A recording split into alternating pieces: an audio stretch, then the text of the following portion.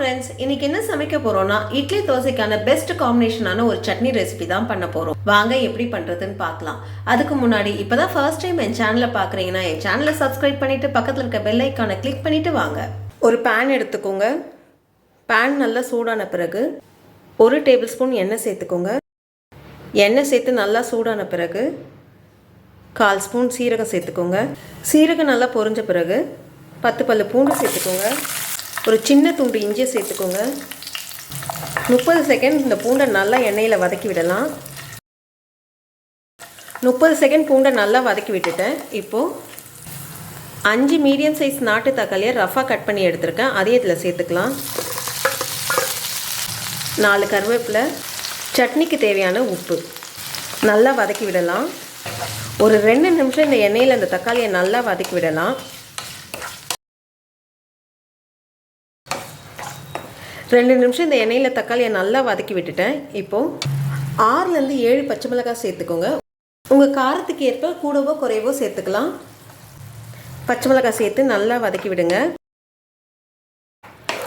பச்சை மிளகாய் சேர்த்து ஒரு 1 நிமிஷம் நல்லா வதக்கி விட்டேன். இப்போது 1 கை புதினாவை சேர்த்துக்கோங்க. புதினா சேர்த்து நல்லா கிளறி விடுங்க.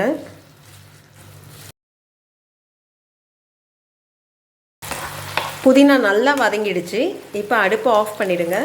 இப்போ இதை நல்லா ஆற விடலாம். நல்லா ஆற வச்சாச்சு. இப்போ இது ஒரு மிக்ஸி ஜாருக்கு மாற்றிக்கலாம்.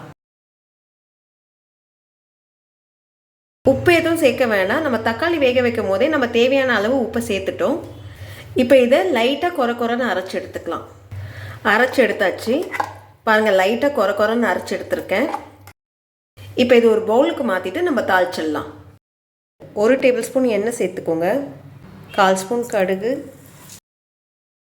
கடுகு நல்லா வெடிச்சிருச்சு. இப்போது 5 சின்ன வெங்காயத்தை பொடிசாக நறுக்கி எடுத்துருக்கேன். அதை இதில் சேர்த்துக்கலாம். கொஞ்சம் கருவேப்பிலை. வெங்காயம் நல்லா செவக்கிற அளவுக்கு வதக்கி விடணும். வெங்காயம் நல்லா செவக்க ஆரம்பிக்குது. இப்போ அடுப்பை ஆஃப் பண்ணிவிடுங்க. தாளிச்சதை சட்னியில் சேர்த்துக்கலாம்.